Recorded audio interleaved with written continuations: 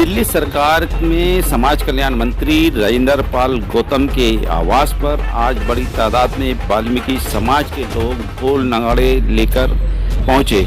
मामला था उनको सम्मानित करने का। दिल्ली सफाई कर्मचारी आयोग के चेयरमैन संजय गहलोत के नेतृत्व में आज सैकड़ों वाल्मीकि समाज के लोग, महिलाएं, पुरुष मंत्री जी के आवास पर पहुंचे और उनका फूल बुके देकर स्वागत किया। साथ ही दिल्ली सफाई कर्मचारी आयोग के चेयरमैन संजय गहलोत जी के माध्यम से उनको एक चांदी का मुकुट पहनाकर सम्मानित भी किया गया, क्योंकि उन्हीं के अर्थक प्रयास से दिल्ली सफाई कर्मचारी आयोग के चेयरमैन संजय गहलोत को दोबारा से 5 साल के लिए नियुक्त किया गया है। जिस तरीके से दिल्ली के अंदर आम आदमी पार्टी सफाई कर्मचारियों के लिए हित में काम कर रही है, उसको देखते हुए दिल्ली के तमाम संगठन व कर्मचारी संगठनों ने आदरणीय मंत्री जी का फूल माला बुक्कों के साथ में भव्य स्वागत किया और उन्हें आश्वस्त किया कि आने वाले समय में आम आदमी पार्टी के मेयरों को बनाने का काम किया जाएगा। आने वाले चुनाव के अंदर अभी से तैयारी पूरे जोरों पर है, जिसमें आदरणीय संजय गहलोत जी ने अपने शब्दों के माध्यम से पूरी तरीके से आश्वस्त किया कि आने वाले समय में हमारे मेयर हों।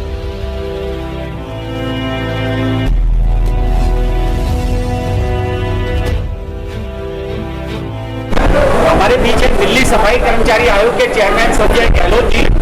देखा जाए तो 1 साल का कार्यकाल समाप्त होने के बाद में 5 साल के लिए दिल्ली सरकार ने फिर आपको नियुक्त किया है। सबसे पहले तो दिल्ली सरकार के लिए क्या बधाई देना चाहेंगे? देखिए, सबसे पहले समस्त अपने जो सफाई कर्मचारी दिल्ली में कार्यरत हैं, चाहे वो एमसीडी कर्मचारी हो, एनडीएमसी में रहने वाले हों, चाहे वो हमारे रेलवे डिपार्टमेंट के हों, मदर डेयरी पे हों, दिल्ली पुलिस में काम करने वाले हों, बेशक चाहे वो सेंट्रल गवर्नमेंट के डिपार्टमेंट के अंतर्गत हो, जितने भी सफाई कर्मचारी हैं उनके समस्याओं के निदान के लिए दिल्ली सफाई कर्मचारी आयोग बना हुआ है। तो जिस प्रकार से दिल्ली सरकार के लोकप्रिय मुख्यमंत्री आदरणीय अरविंद केजरीवाल साहब ने और दिल्ली सरकार कैबिनेट मंत्री परम पूज्य राजेंद्र गौतम जी ने अपना जो आशीर्वाद दिया है, उनकी अपेक्षाओं में खरे उतरेंगे।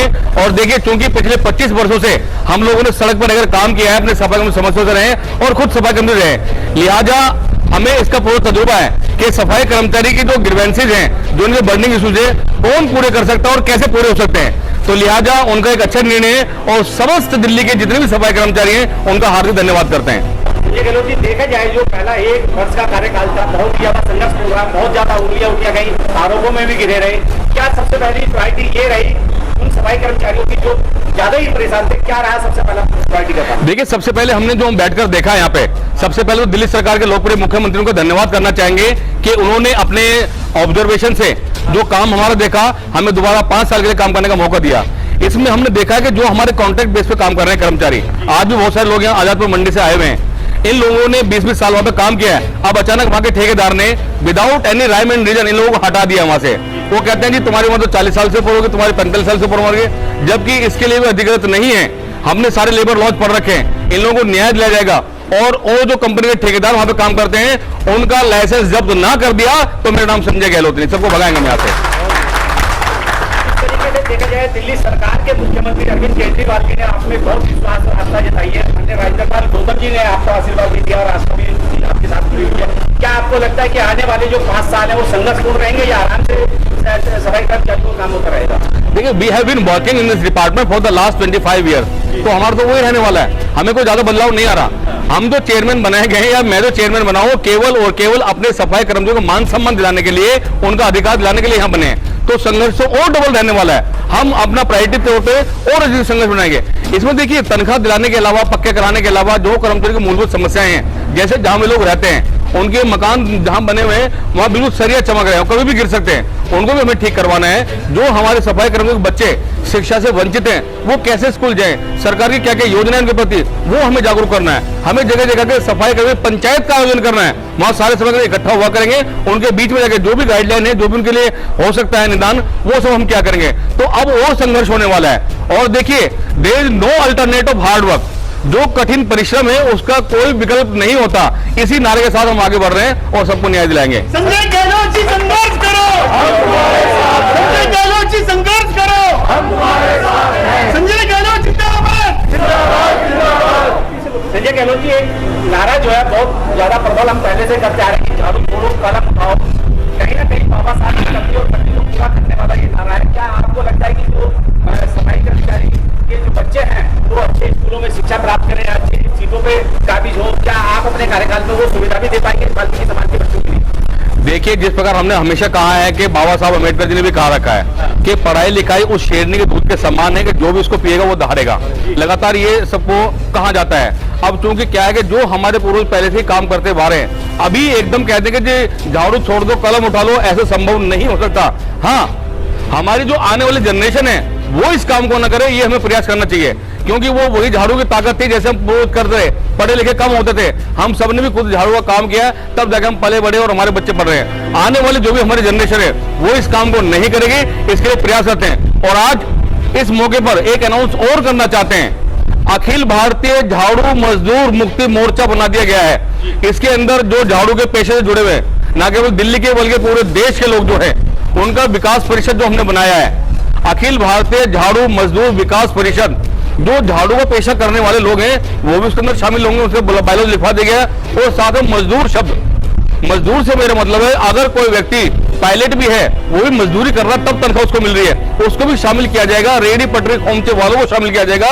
तो हिंदुस्तान के तकरीबन लाखों, उसमें 20 लाख हो, 50 लाख हो, 1 करोड़ हो, उन सब लोगों को सामने, उन सबको शामिल करके तब देश के प्रधानमंत्री से चाहे किसी भी सरकार हो, वहां वो रखा जाएगा कि या तो हमारी समस्या पूरी कर दो, अन्यथा हम सबको लेकर जंतर मंतर का आह्वान करेंगे, वहां जगह बैठ जाएंगे तो उनकी समस्या पूरी कर पाएंगे हम सही तरीके से। गहलोत जी, देखा जाए तो सभी जोन के अंदर जो है भाजपा मेलों का कब्जा है, और कहीं ना कहीं आप जो है उस कब्जे से मुक्त कराने के लिए भी संघर्ष कर रहे हैं। जो सफाई कर्मचारी हैं उनको न्याय नहीं मिल पा रहा, तनख्वाह नहीं मिल पा रही, उनको एरियर नहीं मिल पा रहा, उनको जो है वो फैसिलिटी नहीं मिल पा रही, मेडिकल फैसिलिटी। यहाँ तक कि देखा जाए तो जितने भी वाल्मीकि समाज की पुरानी बस्तियां जो सरकार की तरफ से फ्लैट अलॉट किए गए थे आज जरूरी स्थिति में, क्या उन सबको वो सब कुछ प्रदान कर पाएंगे जिसके लिए आप सीख पाए?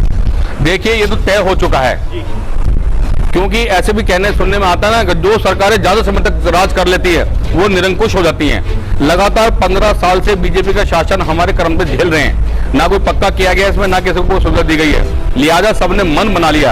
अब एक तरफा, और एक बात और भी है, जब तक दोनों चरणों में दिल्ली सरकार में, निगम की सरकारों में एक ही सरकार का शासन नहीं होगा तो बात बनने वाली नहीं। उसमें फिर एक ही आदमी दोषी होगा।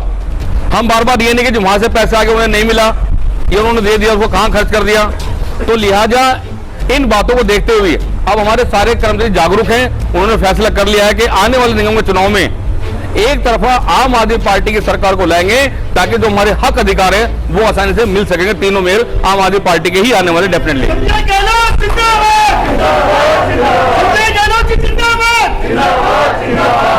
संजय गहलोत जी, देखा जाए तो अभी फ्यूचर प्लानिंग की बात की जाए, जिस तरीके से आपने बताया, आगे की और क्या प्लानिंग है इन सफाई कर्मचारियों के लिए, इनके बच्चों के लिए, इनके परिवारों को? इसमें अब जगह जगह सेमिनार हुआ करेंगे, क्योंकि कोरोना काल चल रहा था, लॉकडाउन था, तो कुछ नहीं कर पा रहे थे इसके अंदर, हम बेबस थे, क्योंकि जान है तो जहान है, पहले इस चीज का भी हम कर रहे हैं। अपने सभी कर्मचारी से भी हमने आह्वान कर रखा है, सभी अपनी वैक्सीन भी लगवाएंगे, मास्क सैनिटाइजर का उपयोग करते हुए कोरोना काल से भी बचा जाएगा। और साथ साथ इनके लिए जो भी बारीक से बारीक समस्या हो सकती है, जिस प्रकार पहले तो मेडिकल फैसिलिटी, हम तो ये भी कहना चाहेंगे, दिल्ली सरकार के मुख्यमंत्री से आह्वान भी करेंगे, हम अगली बैठक होने वाली हमारे अगले हफ्ते में, उसमें दिल्ली का जो कर्मचारी है वो काम तो बेशक निगमों का करेगा, उनकी देखभाल, उनके स्वास्थ्य की रक्षा दिल्ली सरकार करेगी। ये बात भी हम करवाने वाले इसके अंदर, ताकि हमारे कर्मचारी सुरक्षित रहे। क्योंकि और एक बात मैं और बताना चाहता हूँ, अभी 2 दिन पहले मुख्यमंत्री साहब से हमारी बैठक हुई थी। बैठक में एक ही विषय रखा गया, जो लोग शहीद हुए कोरोना काल में, कोरोना योद्धा जिनको नाम दिया गया, उन सबको बारी बारी से 1 करोड़ रुपए की राशि, जो सहायता राशि, वो मुख्यमंत्री स्वयं घर पर जाकर देंगे।